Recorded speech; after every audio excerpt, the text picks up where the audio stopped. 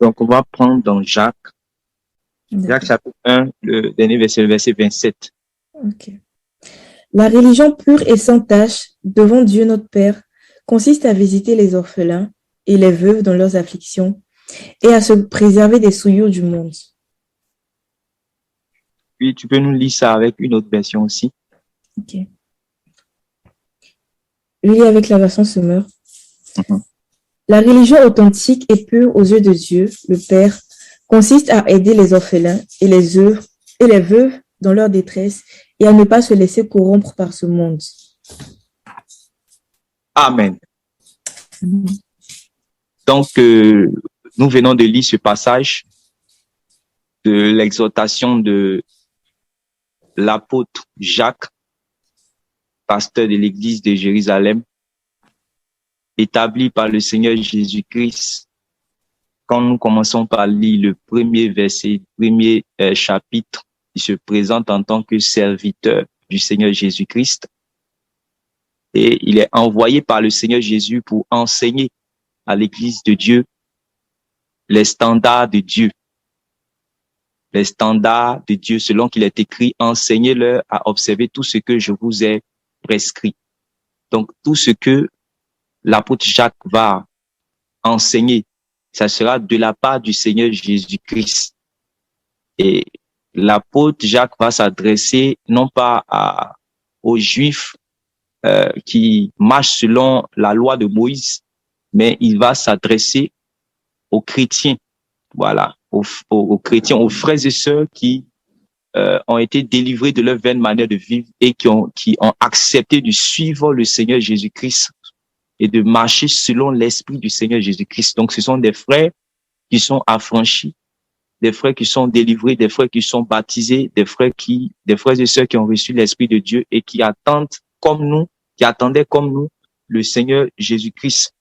Et il va leur donner plusieurs recommandations qui touchent aux aspects vraiment pratiques dans la marche chrétienne. Comment marcher pour être agréable au Seigneur. Ça renvoie toujours réellement à notre notion, voilà, de porter des fruits pour être véritablement disciple du Seigneur. C'est pour ça que j'aime beaucoup le passage de Jean chapitre 15, verset 8 là, que nous avons l'habitude de lire, où le Seigneur dit que c'est lorsque vous allez porter beaucoup de fruits que vous allez être vraiment mes disciples. Ouais. Il dit aussi la même chose, il dit la même chose dans Jean chapitre 8, à partir du verset 30 là-bas. Quand il était en train de prêcher et puis il était dans la synagogue, la Bible dit il y a plusieurs Juifs qui ont cru en lui. Donc, supposons qu'il est il est dans l'assemblée, il y a plusieurs Juifs, supposons qu'il y a au moins 1000 Juifs qui ont cru, qui ont cru. Ou bien, dans une salle où il y a 1000 Juifs, il y a au moins 500 qui ont cru. Donc, le Seigneur, voyant les hochements des têtes, les amen, voilà, c'est la vérité, tout ça, il se tourne maintenant vers les 500 qui prétendent avoir cru. Vous voyez? Je suis en train de parler, comme je suis en train de donner un exemple. Il est avec 1000 juifs réellement dans une salle et il prêche. Et quand il prêche, la Bible dit que plusieurs réellement avaient cru en ce qu'il disait. Vous voyez? Donc maintenant, il va se tourner, se concentrer sur ceux qui disent qu'ils ont cru là. Il va dire que si vous gardez ma parole, alors vous êtes vraiment mes disciples. Ouais. Donc, il n'a pas parlé à tout le monde. C'est-à-dire que ceux qui disent que, voilà, nous croyons en toi, le Seigneur Jésus. Il dit, ok, c'est bon. Mais il ne s'arrête pas là. C'est pour cela que il avait toujours l'habitude de dire que ce n'est pas tous ceux qui disent Seigneur, Seigneur, qui réellement vont rentrer dans mon royaume, qui sont agréables à moi. C'est une bonne chose de dire Seigneur. Mais le Seigneur qu'on suit à ses standards, à ses principes, à ses valeurs, à ses vertus, voilà. Dans un royaume, un roi réellement a ses principes. Voilà. Il a ses principes, il a ses lois. Voilà. Il a ses lois. Il y a pas de royaume sans loi. Voilà. Donc, il a ses lois. Donc, lui, en tant que roi, il va prescrire ses lois à ses citoyens. Si vous l'appelez Seigneur, c'est pour ça qu'il dit que pourquoi vous m'appelez Seigneur? Et puis, ce que je dis, vous ne le faites pas. Voyez? Pourquoi vous m'appelez Seigneur? Ce que je dis, vous ne le faites pas. Comme si nous sommes dans une maison et puis nous sommes allés chercher peut-être une servante pour, euh, pour travailler, une nounou ou une servante pour travailler, puis voilà, vous êtes au salon, et puis vous appelez la nounou, quand vous l'appelez, vous vous attendez à ce qu'elle puisse venir. Jamais vous allez l'appeler sans penser qu'elle va refuser. Jamais. Jamais vous allez lui dire que apporte-moi la télécommande. En même temps, vous êtes en train de réfléchir que, et si elle n'envoie pas la elle n'envoie pas la télécommande? Qui a déjà pensé ça un jour dans sa vie? C'est-à-dire que tu es avec la servante, voilà, ou bien la servante de tes parents, où vous êtes à la maison, puis, voilà, ta propre servante que tu dois payer à la fin du mois. Tu lui dis que apporte-moi la télécommande là, s'il te plaît. Et puis, pendant que tu dis ça, tu t'attends à ce que, et si elle fait pas ça? Qui a déjà pensé à ça? Personne. Parce que la servante, elle est faite pour servir. Elle est venue pour servir. Alors qu'aujourd'hui, nous devons savoir en tant qu'enfants de Dieu que nous sommes serviteurs et servantes de Dieu. Voilà. Si nous appelons Jésus Seigneur, ça veut dire qu'on prend automatiquement la posture réellement de serviteur. Et un serviteur est là pour servir. Il est là pour faire ce que son maître a dit. C'est pour ça que le Seigneur, lui, l'a donné quoi. Il dit, ah, mais comment vous m'appelez Seigneur, Seigneur, et puis ce que je dis là, vous ne le faites pas. Ça veut dire que vous dites que je ne suis pas votre Seigneur parce que ça n'a pas de sens. C'est mieux en même temps, vous n'allez pas m'appeler Seigneur, que quand vous m'appelez Seigneur, il dit, ah, voici des gens que je peux envoyer, voici des gens que je peux gouverner leur vie, voici des gens que je peux donner mes instructions parce qu'ils m'appellent Seigneur. Ils ont choisi de m'appeler Seigneur. Maintenant, voilà, il s'attend à ce que, où il va se sentir Seigneur, là, c'est là, il y a un problème. C'est pour ça que lui, il a dit, mais pourquoi m'appelez-vous Seigneur, Seigneur, et ne faites pas ce que je dis? Donc, je disais qu'il était là dans le temps, puis il a prêché, les gens ont commencé à croire, donc il dit, ah, ok, vous croyez? D'accord. Si réellement vous gardez ma parole, alors vous êtes vraiment mes disciples. Vous voyez? Si vous gardez ma parole, alors vous êtes vraiment mes disciples. Donc, le disciple du Seigneur, c'est celui-là qui s'attelle à mettre en pratique les commandements, à mettre en pratique la parole de Dieu. Voilà, la parole de Dieu. On est dans l'église de Dieu pour mettre en pratique la parole de Dieu. Donc, l'apôtre Jacques, ayant reçu les recommandations du Seigneur qui, dans l'ensemble, nous amènent à aimer Dieu. Parce que, voilà, dans tous les commandements de Dieu, le but, c'est d'aimer Dieu et puis d'aimer notre prochain. Donc, dans tout ce que le Seigneur Jésus a prescrit aux apôtres, pour que les apôtres puissent prescrire cela aux disciples, l'apôtre Jacques va voir qu'en réalité, dans la pratique, là, pendant que les gens sont en train de prétendre croire, comme c'était au temps du Seigneur Jésus, dans Jean chapitre 8, à partir du verset 30, pendant qu'ils sont en train de prétendre croire et attendre le Seigneur, il est en train de voir maintenant dans la vie pratique là, ce n'est pas ça. On dit, oui, on a le Seigneur. On dit, oui, on a le Seigneur. Mais voilà, ce n'est pas ça quoi. Dans la pratique, on ne met pas en pratique la parole du Seigneur. Voilà. Sous prétexte que on a été sauvé par la grâce. Et cela ne vient pas de nous. Et c'est par la miséricorde de Dieu qu'on a été sauvé et ce n'est pas par nos œuvres afin que personne ne se glorifie. Donc, à partir de là, je n'ai pas forcément à me forcer à obéir au principe du Seigneur. Et si je n'obéis pas au principe du Seigneur, je suis déjà sauvé par la grâce de Dieu. Donc, voilà, rien ne va m'arriver. Et voilà ce que l'ensemble des chrétiens croient aujourd'hui dans ces derniers temps. Voilà ce que l'ensemble des chrétiens croient aujourd'hui. Et je bénis Dieu pour ce passage même qu'il nous a donné parce que on a très souvent l'habitude aussi de dire que voilà, Dieu n'aime pas la religion, voilà, la religion est d'autres même dans leur excès des ailes vont jusqu'à dire la religion est satanique. La religion est satanique que vraiment, voilà, Dieu n'est pas, on a aussi cette expression là, Dieu n'a pas de religion, Dieu n'est pas dans la religion, mais Dieu est dans la relation. Bon, chacun dit ses mots, tout ça. Voilà. Chacun dit ses mots. Tout ça dans le but de, voilà, que chacun réellement essaie de vivre sa vie et puis ils ne veulent pas avoir de règles, ils ne veulent pas avoir de lois, ils ne veulent pas avoir de règles, ils ne veulent pas avoir réellement de standards. Vous savez, c'est ce qui est arrivé au temps de Ésaïe. Je vais ouvrir une brèche. C'est ce qui est arrivé au temps d'Ésaïe. Ésaïe le prophète. Vous savez que les prophètes, eux, ils venaient pour prêcher, pour ramener le cœur du peuple à l'obéissance au commandement de Dieu. Le rôle des sacrificateurs, c'était de prêcher, sinon annoncer les règles de Dieu. Et puis le peuple de Dieu maintenant obéit. Vous voyez, non? Quand vous lisez Esdras, vous pouvez voir cela. Donc, il étudie la loi, il prescrit la loi au peuple. Donc, le peuple doit obéir. Donc, ça, c'était le rôle du sacrificateur. Maintenant, quand les enfants d'Israël n'obéissaient pas à ce qui était prescrit dans la loi que les sacrificateurs dispensaient, Dieu maintenant va susciter, Dieu suscitait en fait les prophètes. Les prophètes, quand ils venaient là, ils ne prenaient pas en fait de Bible.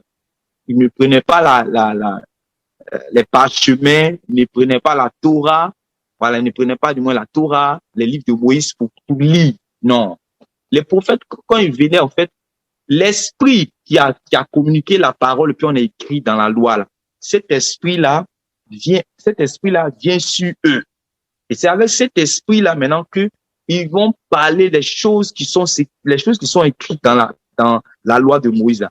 Eux, ils vont donner maintenant la pensée, ils vont révéler la pensée au peuple de Dieu. Et leur rôle, c'est de ramener, en fait, le cœur du peuple, voilà, à l'Éternel, pour qu'ils puissent revenir à Dieu, se repentir et puis mettre en pratique ce qu'ils avaient abandonné.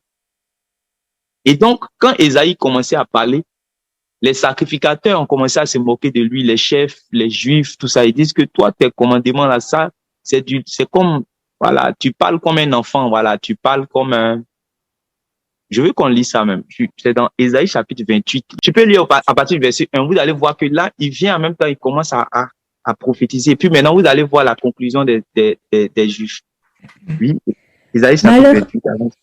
Malheur à la couronne superbe des ivrognes d'Éphraïm, à la fleur fanée qui fait l'éclat de sa parure, sur la cime de la fertile vallée de ceux qui s'enivrent. Voici venir, de la part du Seigneur, un homme fort et puissant, comme un orage de grêle, un ouragan destructeur, comme une tempête qui précipite des torrents d'eau. Il la fait tomber en terre avec violence. Elle sera foulée aux pieds.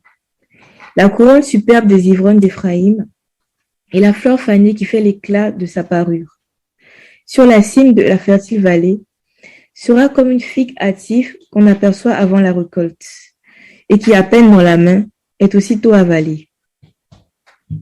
En ce jour, l'Éternel des armées sera une couronne éclatante et une parure magnifique pour le reste de son peuple. Un esprit de justice pour celui qui est assis au siège de la justice, et une force pour ceux qui repoussent l'ennemi jusqu'à ses portes. Mais eux aussi, ils chancellent dans le vin, et les boissons fortes leur donnent des vertiges. Sacrificateurs et prophètes chancellent dans les boissons fortes. Ils sont absorbés par le vin, ils ont des vertiges à cause des boissons fortes. Ils chancellent en prophétisant, ils vacillent en rendant la justice. Toutes les tables sont pleines de vomissements, d'ordures, il n'y a plus de place. À qui veut-on enseigner la sagesse? À qui veut-on donner des leçons? Voilà, ici, c'est eux qui répondent ça, mais c'est eux qui disent à qui veut-on enseigner la sagesse, à c'est qui on va instruire. Oui, vas-y. Est-ce à des enfants qui viennent d'être sevrés, qui viennent de quitter la mamelle? Car c'est précepte sur précepte, précepte sur précepte, règle sur règle, règle sur règle, un peu ici, un peu là.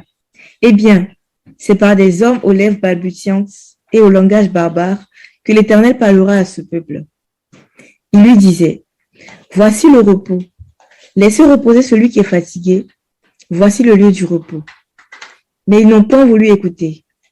Et pour eux, la parole de l'Éternel sera précepte sur précepte, précepte sur précepte, règle sur règle, règle sur règle. Un peu ici, un peu là. Afin qu'en marchant... On peut s'arrêter là. Donc, eux, en fait, ils considèrent que, en fait, les recommandations, sinon l'appel à la repentance du prophète Ésaïe, que réellement ils puissent quitter, puisqu'ils étaient en train de juger pour montrer que les gens devaient quitter l'ivrognerie. C'était eux qui étaient les chefs du peuple, les prophètes, les sacrificateurs, autres. il devait marcher dans la justice, parce qu'il avait commencé à dire que ceux qui allaient marcher dans la justice, ils allaient hériter le royaume. Ceux qui allaient marcher dans la justice, c'est eux qui allaient être couronnés lorsque le Seigneur des cieux va venir. Et il a commencé à dire ceux qui sont réellement en train de pratiquer l'ivrognerie, ceux qui chancellent dans l'ivrognerie, c'est-à-dire les sacrificateurs, les juifs, les chefs du peuple, les prophètes, eux, en fait, c'est le malheur qui va venir sur eux. Mais en fait, vu qu'ils sont déjà prophètes, ils sont déjà sacrificateurs, voilà, ils se disent que l'appel à la repentance du prophète Ésaïe, c'est comme en fait du b.a.-ba. C'est comme du b.a.-ba. C'est des choses qu'on doit dire aux enfants, quoi. C'est-à-dire que arrêtez l'ivrognerie, arrêtez la fornication, gardez-vous des choses de ce monde. Ça, ils disent que ça, ils se moquaient en fait d'Ésaïe. Ils disent que ça, c'est au bébé qu'on donne ça. Et puis quand Ésaïe parle lui-même, il a comme l'impression qu'il est comme un bébé en fait. Il parle comme un bébé, il balbutie comme un bébé. Donc Dieu dit qu'en réalité, il va leur parler même exactement par des lèvres balbutiantes, par des gens qui balbutient. Et c'est ça vous allez voir plus tard, il va faire la prophétie avec l'Église, quand les gens qui étaient considérés comme étant des enfants, le Seigneur Jésus avait dit, Père, je te loue parce que tu as caché ces choses aux sages et tu l'as révélé à tes enfants. Vous allez voir que c'est les pierres qui étaient des gens qui n'étaient pas instruits, c'est eux que Dieu va choisir pour venir donner l'instruction à ceux qui sont vieux dans le peuple. Je ne sais pas si vous voyez ce que je suis en train de dire. Voilà. Donc, ils se disaient qu'ils sont déjà, voilà, ils sont déjà le peuple de Dieu. Nous sommes déjà le peuple élu de Dieu. Et c'est la même chose aussi quand le Seigneur Jésus va rentrer. Voilà, il va commencer à parler avec eux dans la synagogue. Quand il va leur dire que si vous gardez réellement ma parole, vous êtes réellement mes disciples. Et puis il va dire, si le Fils vous affranchit, il va commencer à dire, pardon, vous connaîtrez la vérité et la vérité vous affranchira.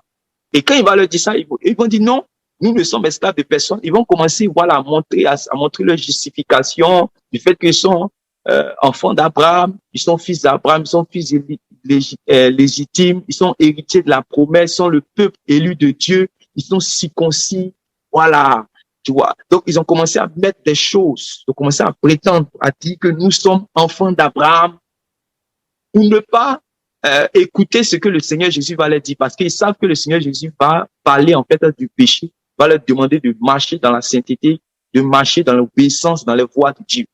Ouais. Et eux, ils ont commencé à brandir, voilà, leur attachement à Abraham. Nous sommes fils d'Abraham, nous sommes héritiers de la promesse, nous sommes les justifiés, nous sommes le peuple élu de Dieu. Voilà. Donc, ce que tu dis là, même là, voilà, on considère pas ça. Ouais. Et aujourd'hui, c'est ce qui arrive aujourd'hui à la majorité des chrétiens de notre époque. Et c'est malheureux. Voilà. Donc, quand on dit que également, quand Jacques dit, je veux qu'on lise notre passage de base. Je vais lire avec la version que j'ai. Dans Jacques chapitre 1, verset 27, il dit, la religion authentique et irréprochable aux yeux de Dieu, notre Père, consiste à aider les orphelins et les veuves lorsqu'ils passent par l'épreuve et à se garder soi-même sans tâche en se préservant de l'influence autrice de ce monde.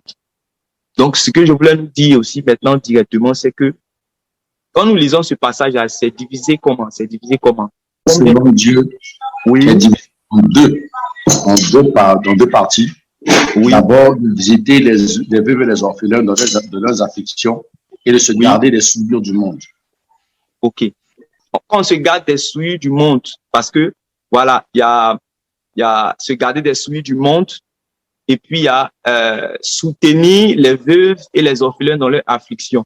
Donc, on voit par là l'accomplissement de la loi de Dieu, qui est le fait d'aimer Dieu de tout son cœur, de toutes ses forces, de toutes ses pensées, de tout son âme, tout ça. Et puis, d'aimer aussi son prochain. Je ne sais pas si vous me voyez, quand tu aimes, tu mets tes biens à la disposition des veuves et des orphelins, ça, tu manifestes quel amour? Un amour envers qui? Envers les hommes. Ok. Tu manifestes un amour envers les hommes. Oui, tu manifestes un amour envers les hommes.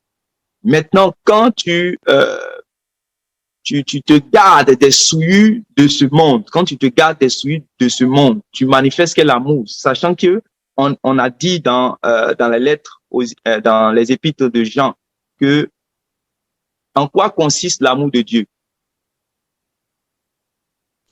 L'amour de Dieu consiste en fait de pouvoir garder sa parole, garder ses commandements. Voilà. Et donc, garder ses commandements. Voilà. Et donc, nous gardons des souillures du monde parce que nous avons reçu le commandement de Dieu. Sinon, si on n'avait pas reçu le commandement de Dieu, on n'allait pas réellement se garder des souillures du monde. C'est Dieu qui nous a montré comment on doit se conduire pour plaire à Dieu. Le Seigneur Jésus a martelé dans les évangiles comment est-ce que nous devons nous conduire pour plaire à Dieu. Donc, c'est lui qui nous a montré la voie de la sainteté. Selon que l'apôtre Jean va dire que le témoignage que nous avons reçu du Seigneur Jésus, c'est que Dieu est lumière et qu'en lui, il n'y a point de trace des ténèbres. Mais comment le Seigneur l'a fait? C'est en leur prêchant, en leur enseignant la doctrine de son Père. Donc, quand il leur a enseigné la doctrine de son Père, et que les apôtres aussi ont enseigné la doctrine du Seigneur Jésus réellement à ceux qui avaient cru, ils sont en train de nous montrer la voie de la sainteté. Voilà, la voie de la sainteté, comment nous devons nous conduire pour plaire à Dieu. Donc, quand nous nous conduisons de cette manière, c'est-à-dire que en fuyant les souillures du monde, en nous gardant des souillures du monde, nous sommes en train de montrer notre amour à Dieu. J'ai l'habitude de dire que, voilà, c'est une bonne chose dans notre moment d'adoration de commencer à se prosterner puis pleurer en adorant le Seigneur. Seigneur, je t'aime de tout mon cœur. Tu t'aimes, Seigneur, puis tu pleures. C'est une bonne chose.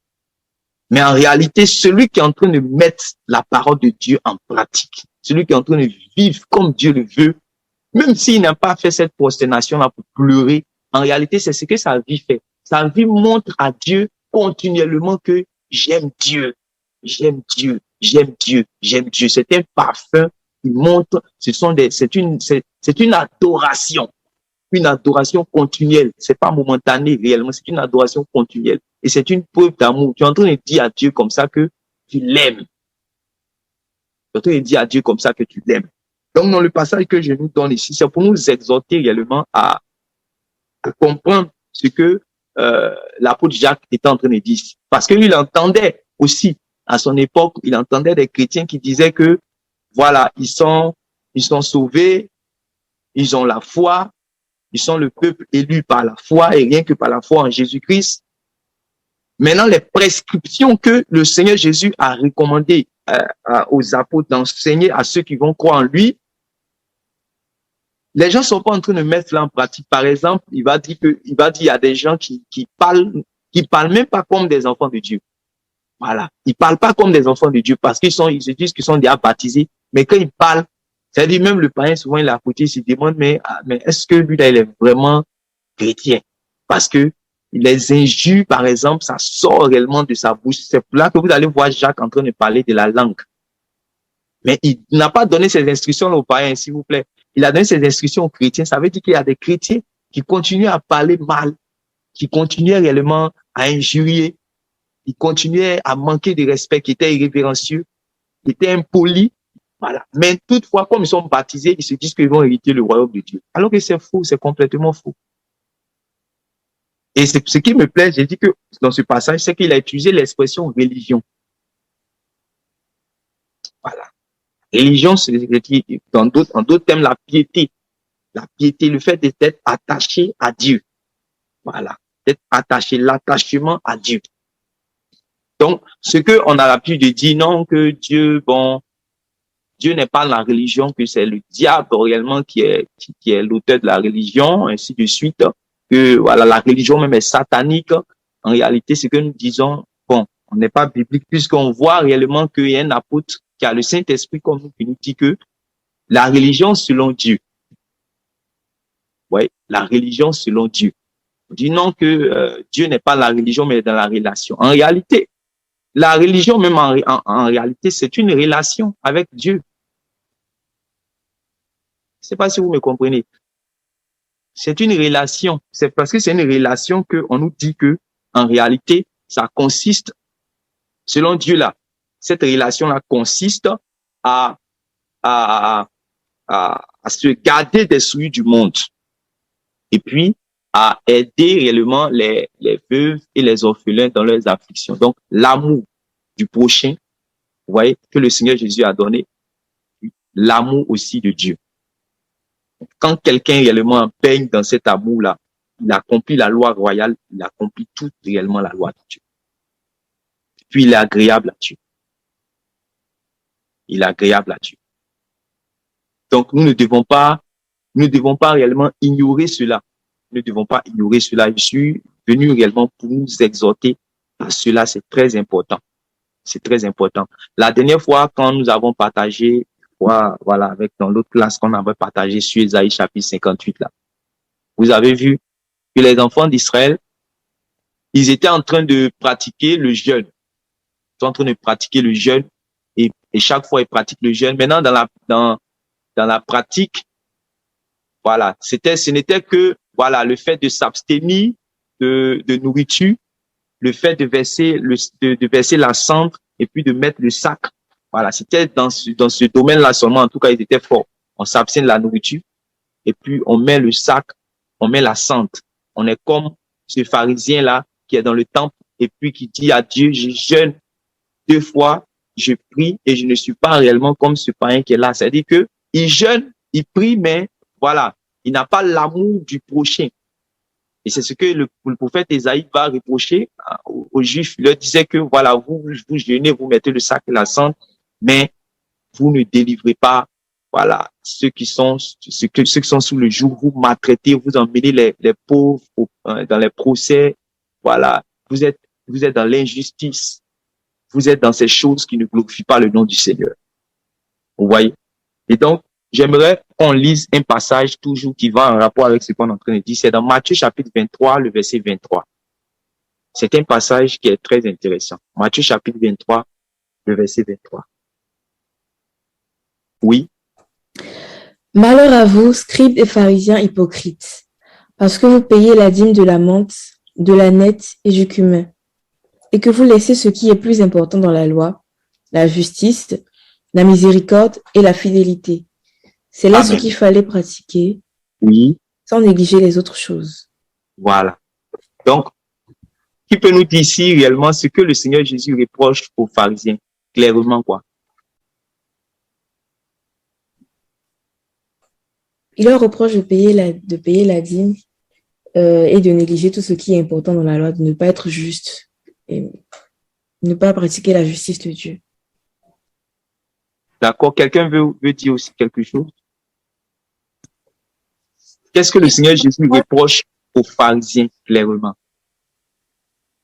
Il leur reproche de négliger la fidélité, la justice et la bonté qui est aussi importante que la dîme.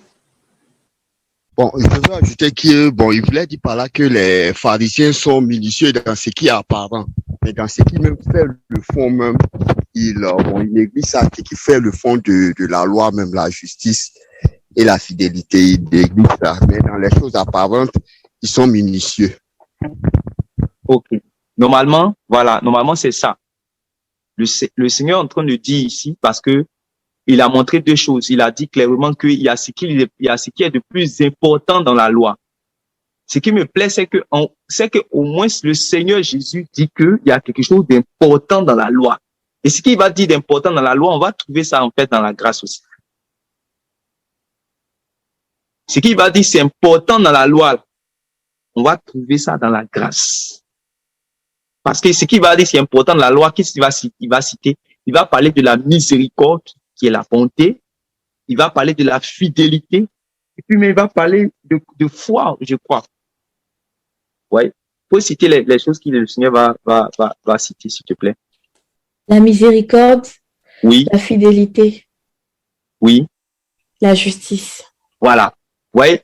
La miséricorde, la fidélité et la justice. Et cette justice-là, ce n'est pas la justification, hein.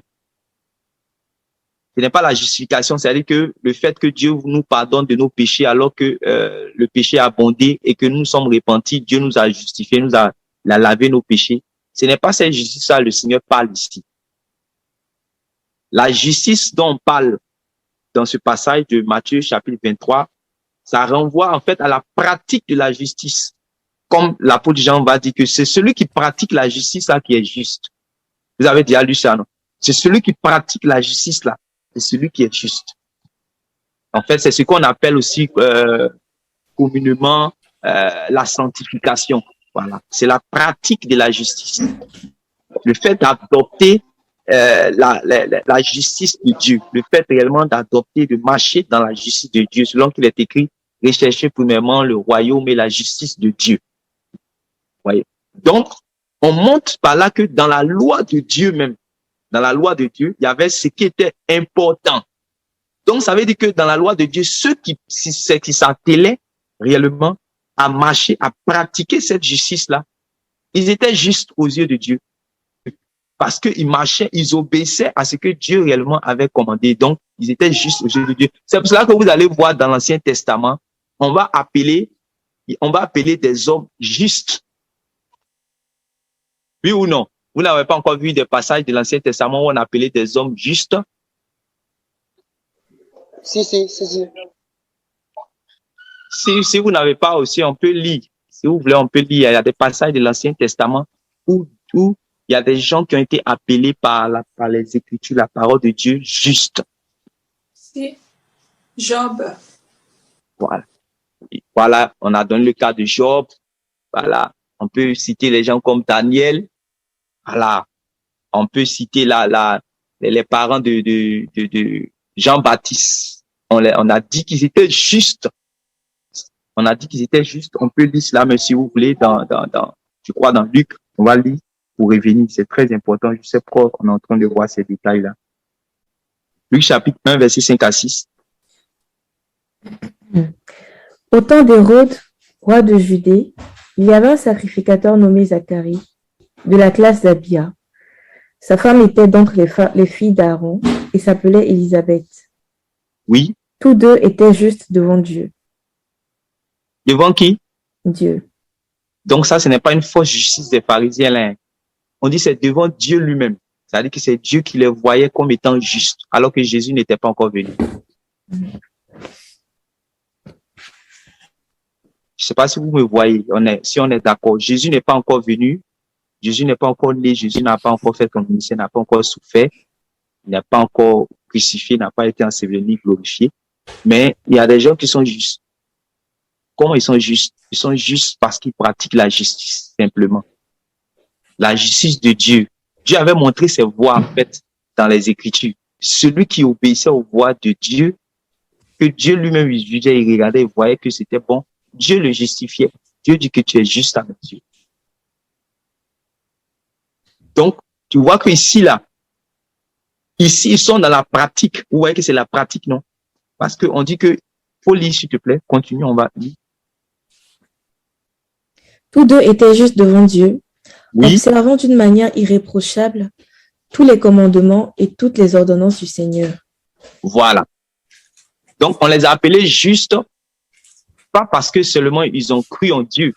On les a appelés justes parce que ils observaient, voilà, ce que Dieu avait dit. Et ce que Dieu avait dit ici, en fait, c'est ce qu'on va voir dans, comment on appelle ça, dans Matthieu chapitre 23, verset 23. Ça veut dire que eux, tout ce que Dieu a prescrit, ce qui est important, la justice, la fidélité, la bonté, la miséricorde, ils étaient dans ces choses-là.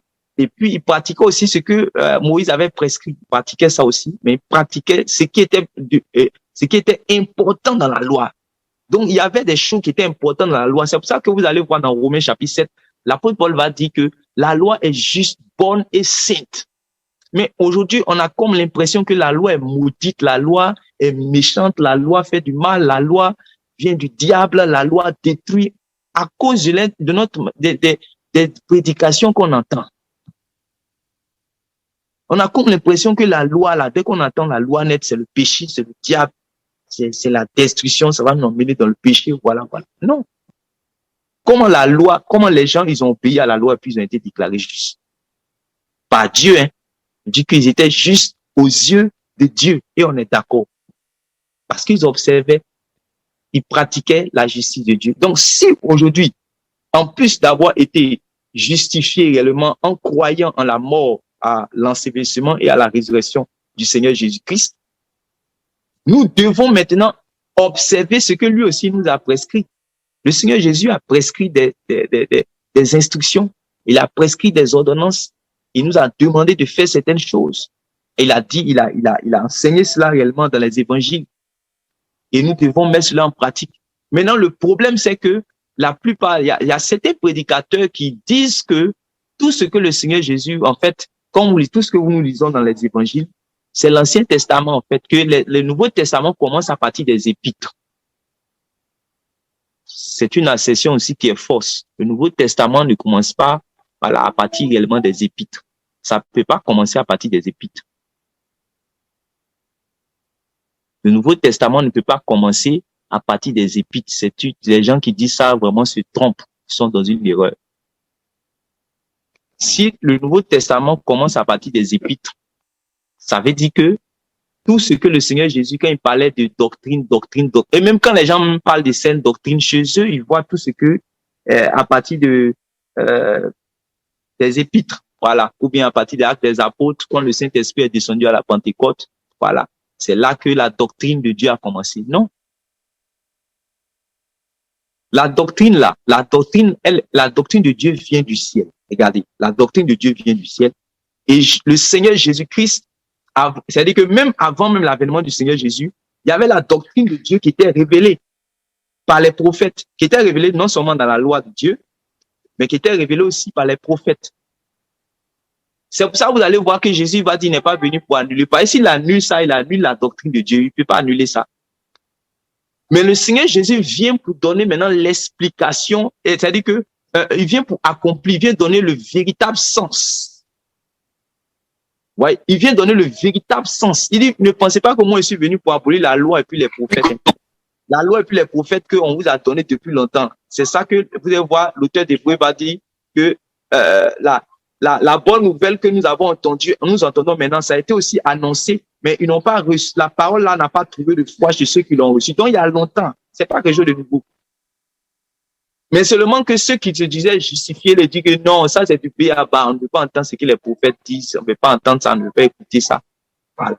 Chacun voulait vivre marcher dans sa manière de voilà, parce que je suis déjà le peuple de Dieu, je peux aller consulter les morts, je peux mettre réellement mes enfants en sacrifice, je peux sacrifier mes enfants à Moloch, je peux jouer des jeux hasard, je peux commettre l'adultère, je peux vivre la prostitution, je peux vivre la magie, je peux faire ce que je veux, mais toutefois je suis un juif et je serai sauvé. Donc c'est pas quelque chose de nouveau. C'est pas quelque chose de nouveau. C'est justement pour cela que Dieu maintenant envoyait les prophètes et puis les prophètes maintenant ramenaient le peuple de Dieu à l'obéissance, toujours à l'obéissance à la parole de Dieu. Et c'est ce que Jacques a fait dans notre passage de base. Il voulait les ramener parce qu'ils sont en train de penser, ils sont en train de se leurrer. Se dit que on est déjà sauvé, on est déjà chrétien, on appartient à une église, on a été baptisé, on a reçu le Saint-Esprit. Donc, il y a certaines choses que Dieu peut nous dire, ça nous intéresse pas.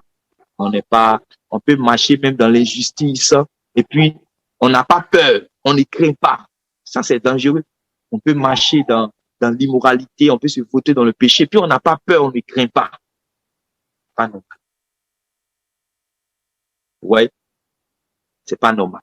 Donc, comme je disais, le Seigneur Jésus, c'est lui-même qui est le garant de la nouvelle alliance. C'est lui qui a reçu ce mandat-là de Dieu. Il a dit que la doctrine qu'il prêche là, ça ne vient pas de lui, ça vient de son Père.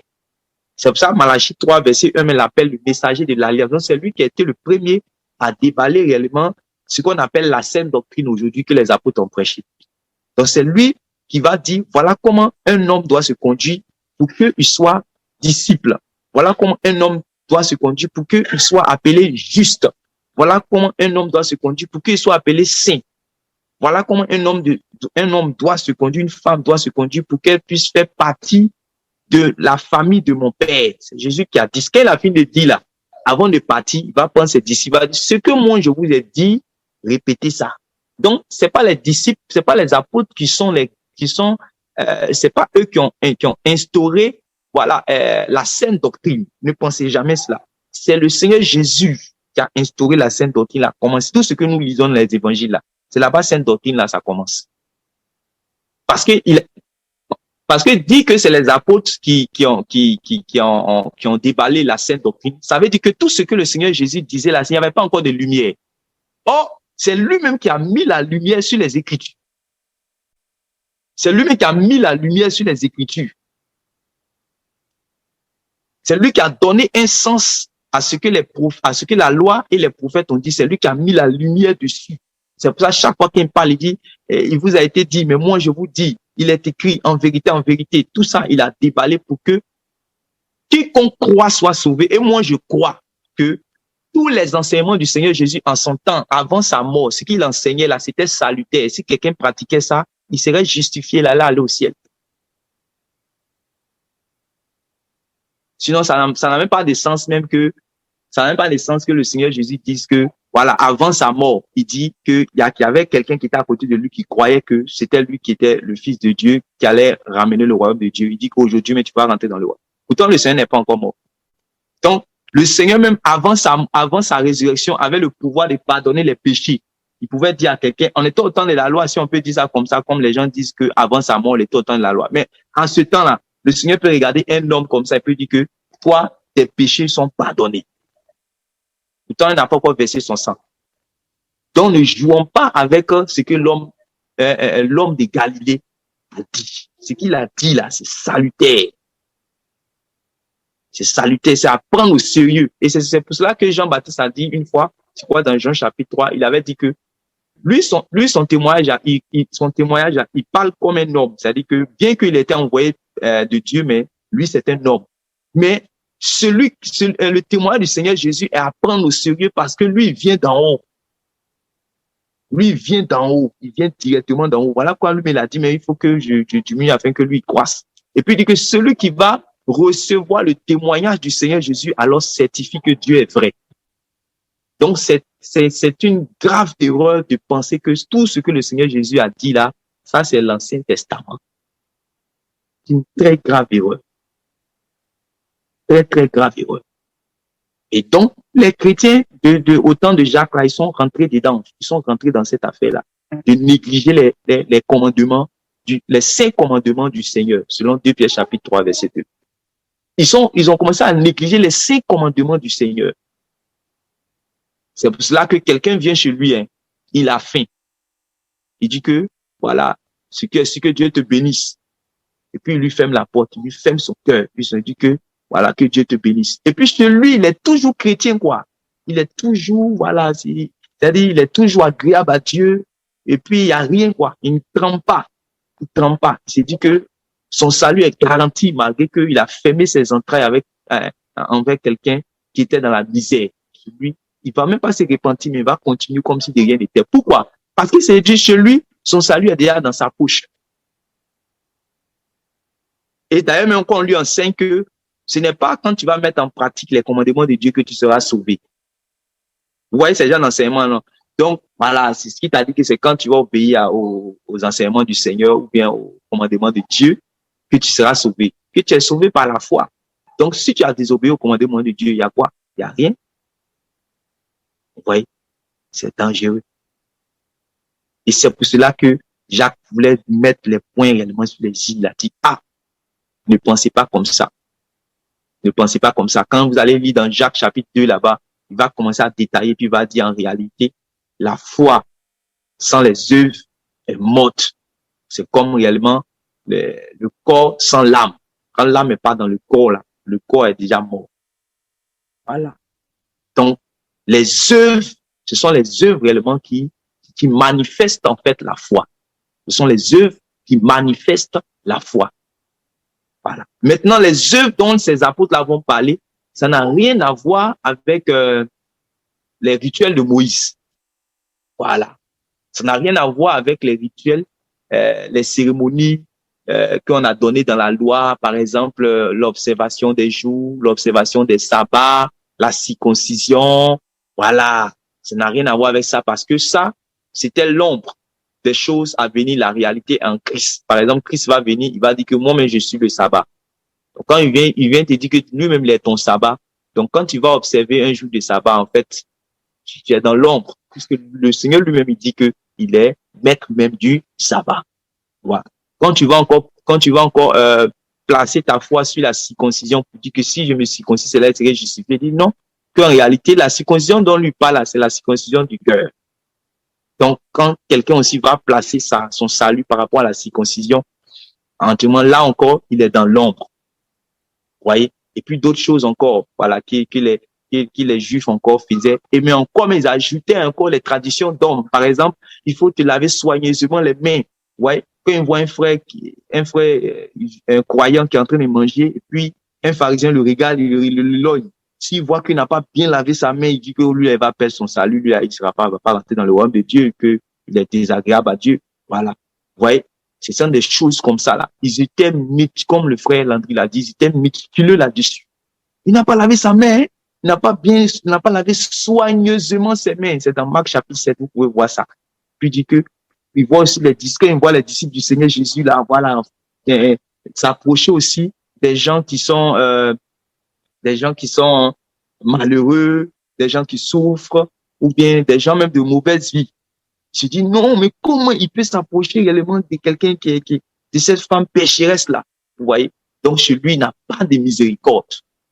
Mais chez lui, il se dit que voilà, lui il va hériter le royaume de Dieu comme ça. Voilà. Donc aujourd'hui, c'est pour nous exhorter à faire attention à cette affaire de religion. Nous sommes dans une religion, nous sommes dans la religion de Dieu. En fait, pour être direct avec vous. C'est ça la piété. Si vous lisez bien 2 Pierre chapitre 1, verset 4, Pierre va dire, Dieu vous a donné tout, vous qui croyez là, nous qui croyons, Dieu nous a donné tout ce qui consiste à la nature divine. Vous devenez participant de la nature divine. Maintenant, il dit, ajoutez maintenant à votre foi en Jésus-Christ, ajoutez telle chose, ajoutez la connaissance, ajoutez la charité, ajoutez la bienfaisance, ajoutez la piété. Ouais. Et puis, il dit, quand vous allez ajouter ça là, au royaume là, c'est pour vous. Mais quand vous dites que tout ça là, ça nous dit rien. On dit que, en fait, la personne est comme un aveugle, il ne voit pas de loin. Il ne sait pas dans quelle affaire, il ne connaît pas la vie chrétienne en fait, mais il bavate. Il ne connaît pas la vie chrétienne, mais il bavate.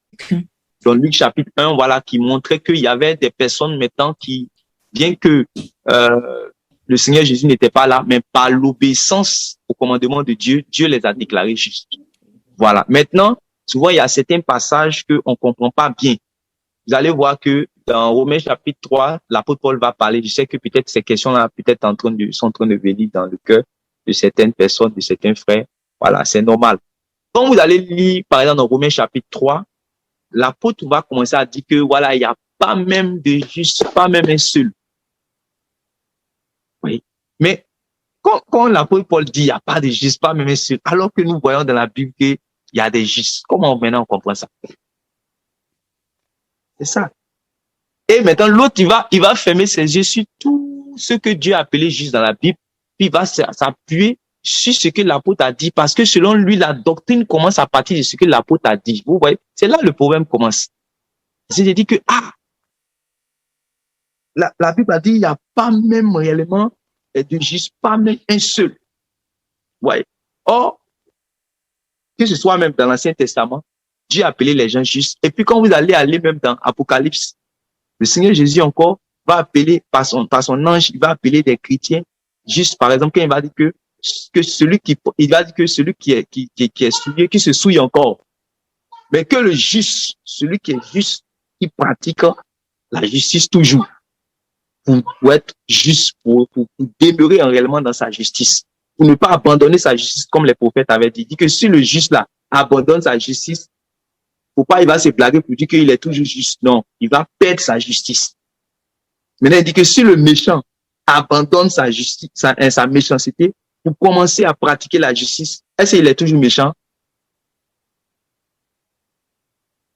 Selon ce que le prophète a dit. Quand vous lisez dans Ézéchiel chapitre 18 et puis Jérémie chapitre 3, Ézéchiel chapitre 18, vous allez voir que dans Jérémie chapitre 18 et Ézéchiel chapitre 18, il va dire que si le méchant se détourne de sa méchanceté, se détourne de son injustice, que maintenant il commence à pratiquer la justice là, est-ce qu'il est toujours méchant aux yeux de Dieu? Non, il n'est plus méchant. Voilà. Maintenant, on dit le juste là, en ce temps, puisque Dieu avait parlé qu'il y avait des justes, il dit que le juste, si maintenant il a été déclaré juste, ça veut dire que c'est quelqu'un qui a marché un moment dans la justice de Dieu. Maintenant, après, il commence à marcher dans la méchanceté, dans l'injustice.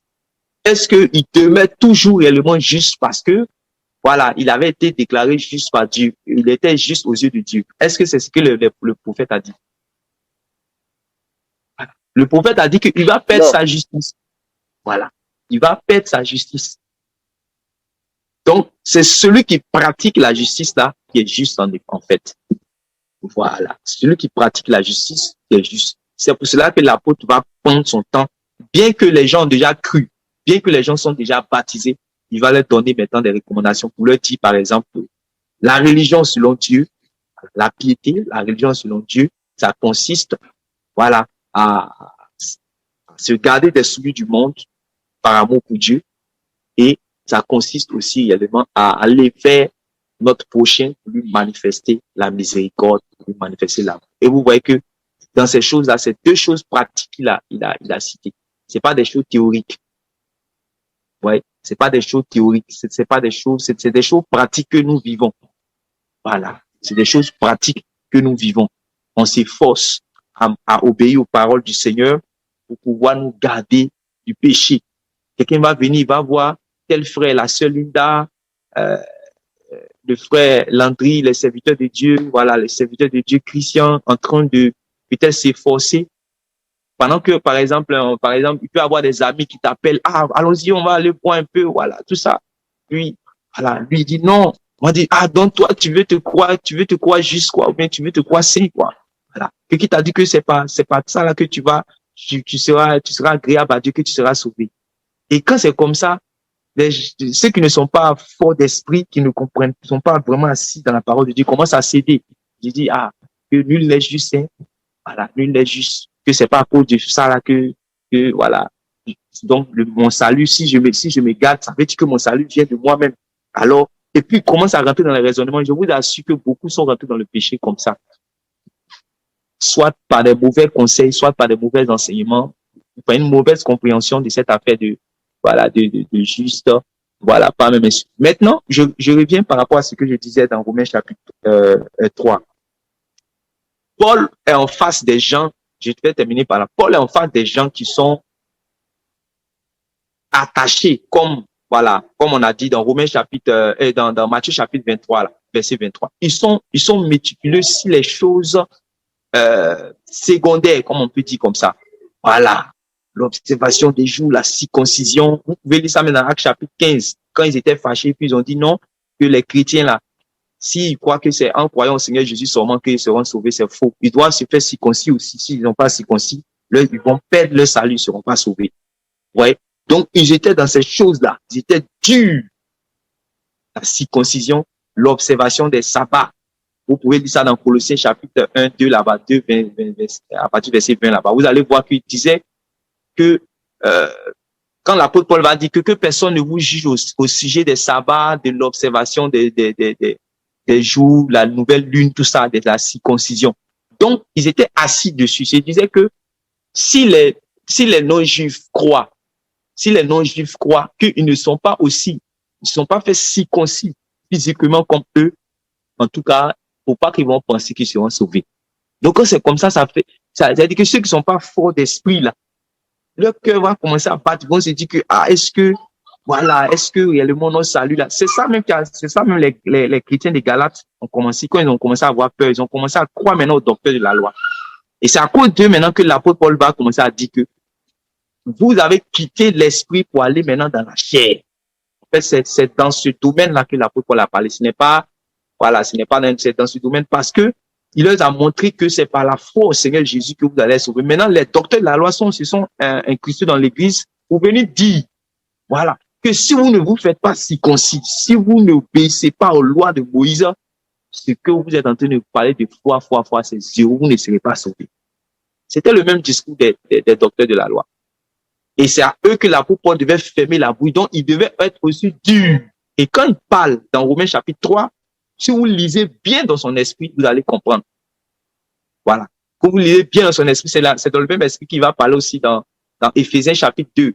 Voilà. Dans Éphésiens chapitre 2, quand il va dire que nous tous, nous étions par nature des enfants de rébellion, mais Dieu nous a fait grâce et par sa grâce, nous avons été sauvés. Voilà. Après, il va commencer à dire que ce n'est pas par nos efforts, ce n'est pas parce que nous avons accompli une quelconque œuvre que nous sommes sauvés, mais c'est par la grâce de Dieu. Mais quand il parle, quand vous lisez dans l'esprit de l'homme, vous savez que il veut fermer en fait la bouche de ceux qui s'attachent réellement au rituel de Moïse, aux œuvres, ce qu'ils appellent aux œuvres de Moïse.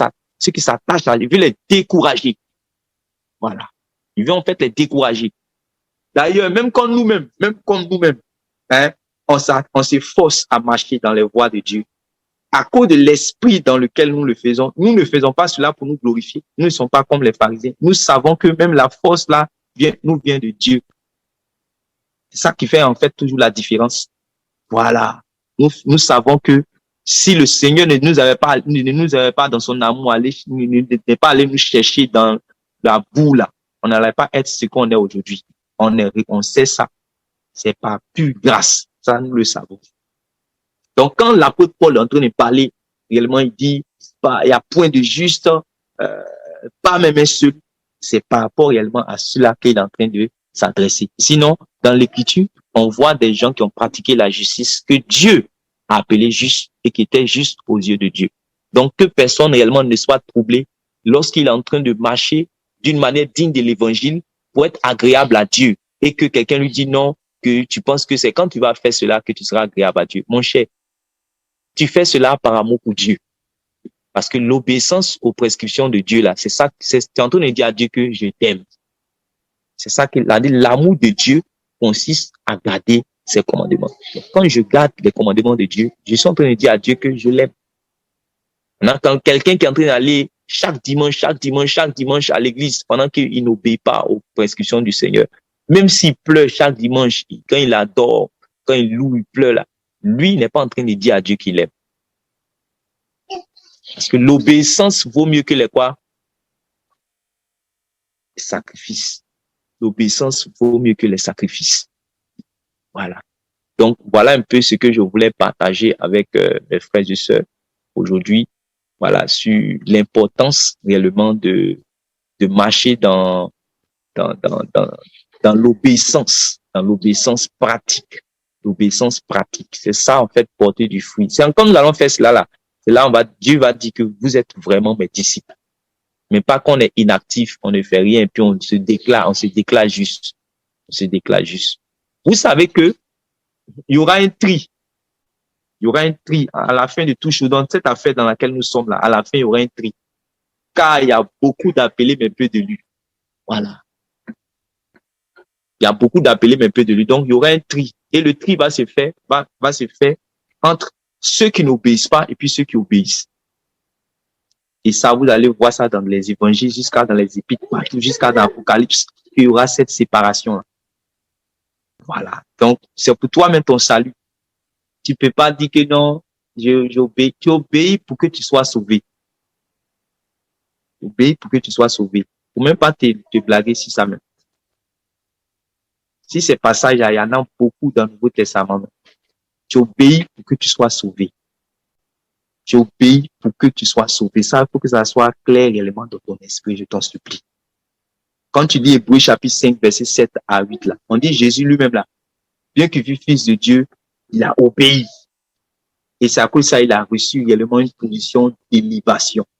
Maintenant, lui, comme il a reçu cette position d'élévation, lui, il accorde maintenant le salut. Mais à qui? On fait la précision. On dit à ceux qui lui obéissent. Lui, il va leur donner maintenant un salut éternel. C'est écrit dans Hébreux chapitre 5, verset 7 à 8. Vous pouvez voir cela.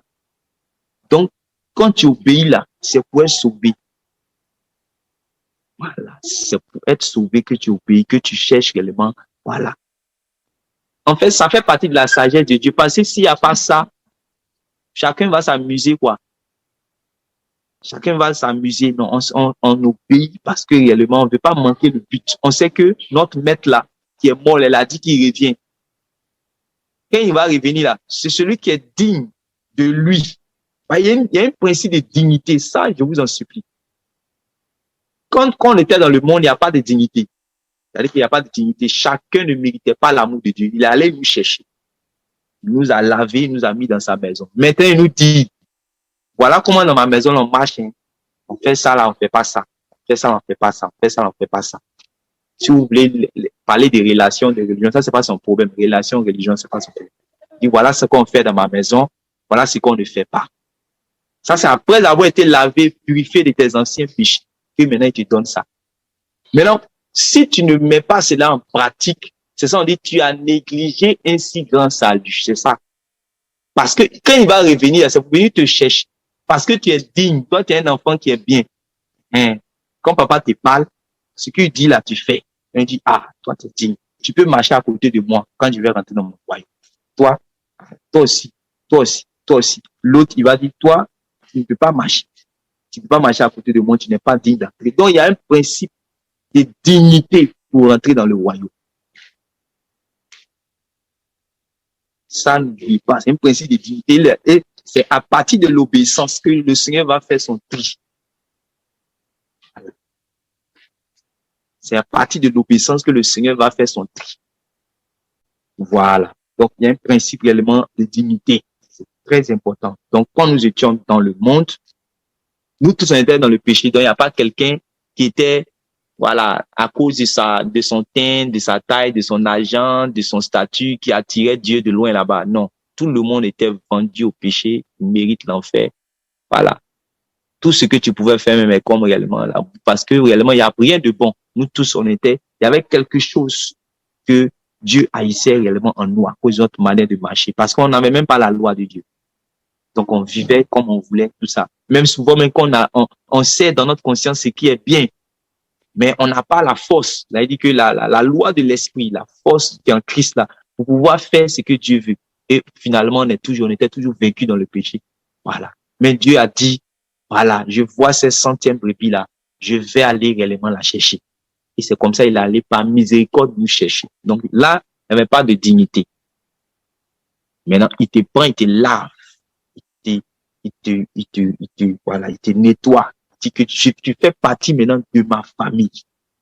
Okay. Maintenant, il faut marcher maintenant dans mes voies pour qu'on puisse voir la différence entre celui qui me connaît et puis celui qui ne me connaît pas. Entre celui que j'ai racheté puis celui qui n'a pas encore été racheté.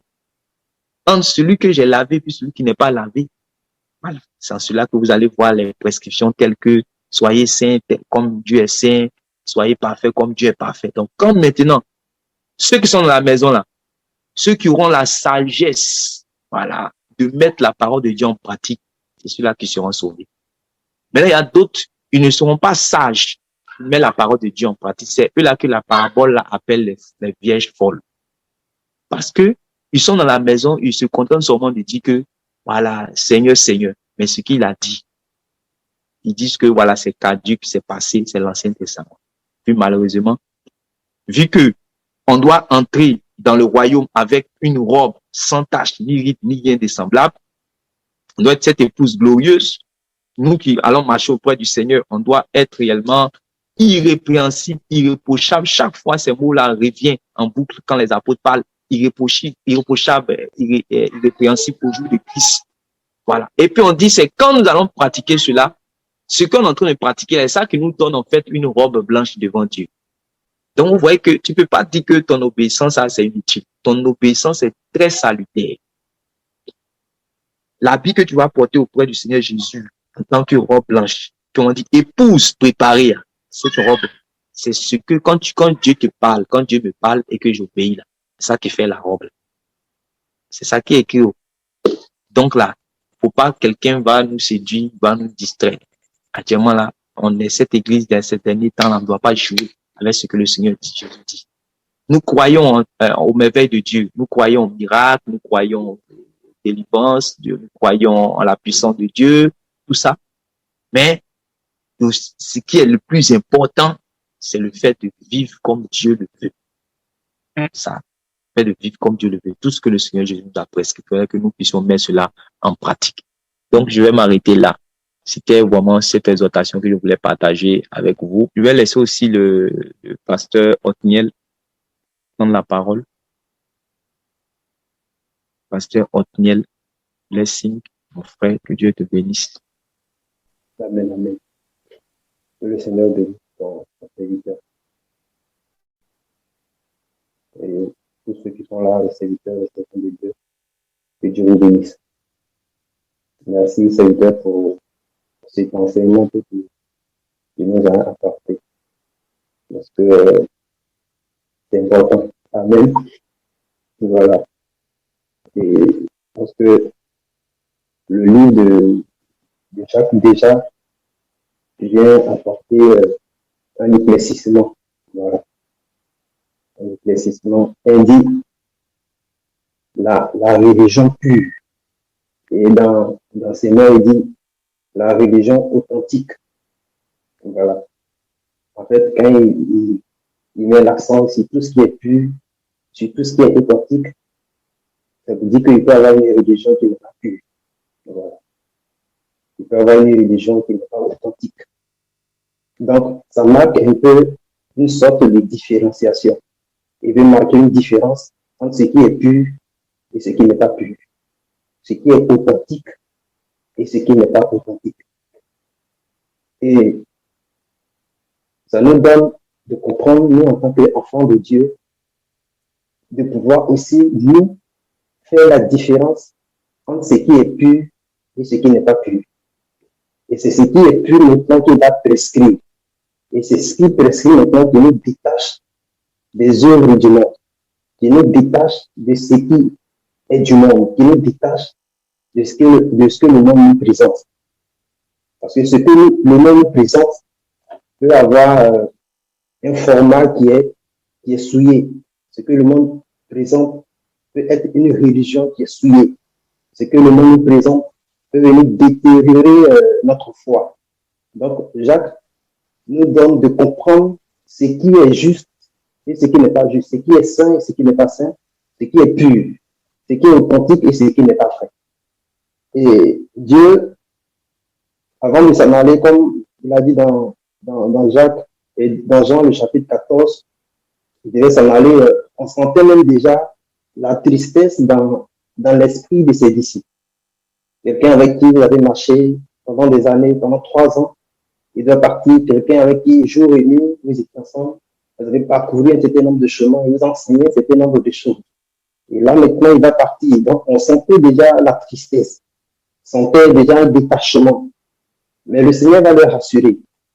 Et il leur dit, si vous m'aimez, le Seigneur pouvait dire,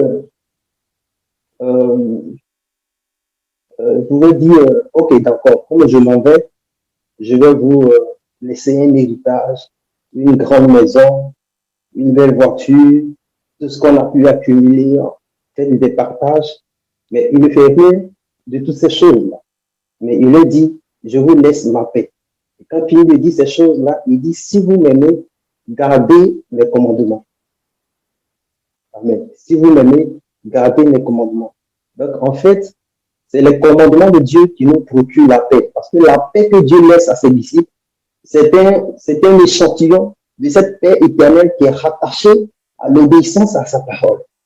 C'est une paix qui est éternelle, mais qui est rattachée à l'obéissance à sa parole. Il était en train de leur dire, cette paix que je vous donne, que je vous accorde, elle est véritable si vous obéissez à mes commandements. Elle est véritable si vous vous soumettez à ma parole. Et c'est cette obéissance à la parole qui nous donne d'avoir cette vie, cette paix éternelle. Donc, je pense qu'aujourd'hui, en tant qu'enfant de Dieu, on doit pouvoir faire cette différenciation, de sorte que nous, en tant qu'enfants de Dieu, par notre attitude, par notre comportement, par notre manière de parler, notre manière d'agir, on puisse dire cela, sa manière de faire, celui-là ou celle-là, sa manière de faire est différente de cette personne. Pourquoi? Parce que toi, tu te soumets à ce qui est pur. Tu te soumets à ce qui est bon.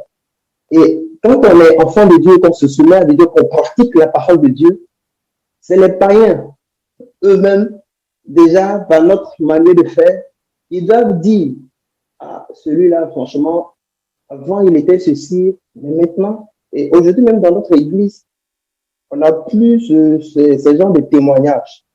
On va dire, ah, telle personne, c'était un voleur, c'était un fornicateur, c'était un brigand, mais aujourd'hui, par la grâce de Dieu, il est devenu, par exemple, un pasteur. Il est devenu saint, sans maner. Ça fait, il a changé carrément de vie. Ça honore Dieu. Voilà, ça honore Dieu. Mais on n'a plus ce genre de témoignages. Ces témoignages ont disparu parce qu'il n'y a pas de véritable conversion. Il n'y a pas de véritable repentance. Voilà. On est venu à l'église, c'est pour un miracle quelconque. Et quand le miracle est accompli, voilà, on rend témoignage. Mais lui-même, en tant que miracle, comme une arme dans les mains de Dieu, une véritable conversion authentique par rapport à ce que nous faisions avant et ce que nous sommes aujourd'hui. Il n'y a plus ça parce qu'on est un peu superficiel. Or, c'est quand même important. C'est pourquoi Jacques dit la religion authentique. Voilà. Donc, tous ceux qui seront en train, que tu sois catholique, que tu sois évangélique, que tu sois protestant, tu seras en train de prescrire quelque chose, un enseignement qui est un raisonnement humain, mais qui ne s'attache pas à la saine doctrine. Tu es dans une religion qui est mauvaise. Tu es dans une religion qui n'est pas pure. Tu es dans une religion qui ne loue pas Dieu. Mais toutes les fois que tu prescris un enseignement qui nous accroche à Dieu, qui nous donne de grandir avec Dieu, d'aimer encore plus Dieu et d'aimer celui qui est en face de nous, tu seras en train de prescrire la saine doctrine. Parce que c'est ce qui va amener la multitude à être sauvée. Donc, nous, notre tâche, nous en tant qu'ambassadeurs, c'est de gagner des âmes, c'est de sauver la multitude. Voilà. Je disais tantôt que Jésus, c'est vrai, quand Dieu, lui, il descend là, il est puissant, donc forcément, il y a toujours un miracle autour. Il y a toujours un décantement. Il y a toujours quelque chose qui arrive. Mais l'essentiel, quand Jésus descendait sur la terre, il n'était pas, le but, ce n'était pas d'opérer un miracle, ce n'était pas de guérir un malade, en fait. Ce n'était pas de faire lever un paralytique. Mais c'est sa présence là qui faisait lever les paralytiques. Mais il était venu pour annoncer un message de salut. Il était venu pour réconcilier le peuple à Dieu le Père. Il était venu pour une mission précise. Donc, c'est cette mission-là, nous, en tant qu'ambassadeurs, nous devons propager. Nous, en tant qu'ambassadeurs, nous devons divulguer pour que la multitude soit sauvée. Or, il faut déballer l'enseignement. Il faut dévoiler l'enseignement de Jésus. Il faut révéler l'enseignement de Jésus pour que les hommes soient sauvés. Donc, on doit pouvoir faire la différence. Et cette différence-là, si tu es dans cette différence-là, il faut que ton esprit le témoigne. Il faut que ta conscience le témoigne. Est-ce que ta conscience te dit que tu es dans la posture qu'il faut? Est-ce que ton esprit te témoigne que tu es soumis à Dieu? Et c'est pourquoi, toutes les fois, en tant qu'enfant de Dieu, on doit s'éprouver soi-même. On doit s'éprouver soi-même. S'éprouver, ça fait que c'est pas seulement qu'on prie, Seigneur, fais ceci pour moi, fais cela pour moi, mais Seigneur, est-ce que je suis dans ta volonté? Est-ce que là où je suis là, est-ce que c'est ta voix? Ce que je fais là, est-ce que tu approuves? Est-ce que ça, je dois faire ou je ne dois pas faire? Donc, on attire l'attention de Dieu sur tout ce que nous manifestons. Au fur et à mesure, Dieu nous donne de pouvoir grandir dans la foi et de faire ce qu'il faut et de ne pas faire ce qu'il faut. Donc, c'est ce que je voulais ajouter à tout ce que le secteur de Dieu a dit, que le Seigneur nous bénisse, qu'il nous donne la force de grandir dans la sagesse et dans ses voies. Amen, amen, amen. Merci beaucoup, homme de Dieu. Vraiment, j'aimais beaucoup vraiment l'accent que j'ai mis par rapport à l'authenticité. Voilà, ça confirme une parole du Seigneur qui dit que voilà, le Père recherche les vrais adorateurs. Voilà, donc même si on dit, les gens on a l'habitude de dire la religion, le Seigneur nous montre qu'il y a une religion qui lui plaît et il nous a dit. Voilà, c'est ça qui est à ses yeux. Si nous pratiquons cela, nous sommes dans la religion authentique selon lui. Voilà. Et puis vous ne pouvez pas. Le monde sait ce qu'on appelle la religion. Voilà, c'est que toi tu dis non, il n'y a pas de religion. Le monde se dit que quand quelqu'un, voilà, il marche dans la piété, on l'appelle religieux. Tu veux ou bien tu veux pas, tu es religieux. le monde va te dire que toi, lui là, c'est un bon religieux. Lui là, c'est un faux religieux. Il n'est pas un bon religieux. Vous avez l'habitude d'entendre ça, voilà. Donc, je dis ça pour rire, mais c'est ça, vous voyez. Donc, que le Seigneur vraiment nous donne de pouvoir comprendre ces choses. Voilà. Et n'oublions pas que dans cette prescription-là de Jacques 1, verset 7, il y a la loi, l'accomplissement de la loi royale, aimer, voilà, aimer. D'abord, le plus grand commandement qui est le fait d'aimer Dieu de toutes ses forces, de toute son âme, de toutes ses pensées, tout ça. Et il y a aussi le fait d'aimer son prochain. Voilà, je crois que dans les premiers cours sur le fait de porter du fruit, le docteur Jean-Céd avait vraiment parlé largement sur ça. Voilà. Quand on sera en train de faire cela, on va accomplir naturellement, voilà, tout ce que Dieu a dit. Dans ton fort intérieur, dans ton âme, dans ta conscience, tu fais tout pour plaire à Dieu, et puis aussi dans ton âme, dans ta conscience, dans ton fort intérieur, tu fais tout pour plaire également, pour faire du bien aussi également à ton prochain. Quand tu vas, souvent même, tu sais même pas à quel commandement que tu n'as pas encore obéi, tu vois, c'est parce que les choses sont naturelles. Voilà. En tout cas, que le Seigneur nous fortifie, que le Seigneur nous bénisse. Voilà. Que le Seigneur nous bénisse pour, voilà, ce partage-là. J'espère qu'il y a pas des questions, hein, ça va chez tout le monde. Amen. Il y a le frère Richard qui a donné un passage de Psaume, chapitre 19, qui est important à lire. Le docteur même est connecté, hein. Il n'avait pas fait attention. On dit, bonne arrivée, que le Seigneur te bénisse.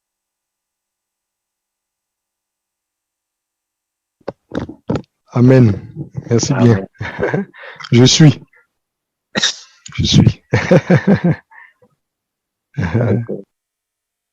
Donc, Richard, le passage que tu as donné, tu peux lire, s'il te plaît, avant qu'on va se laisser. Tu peux lire le passage.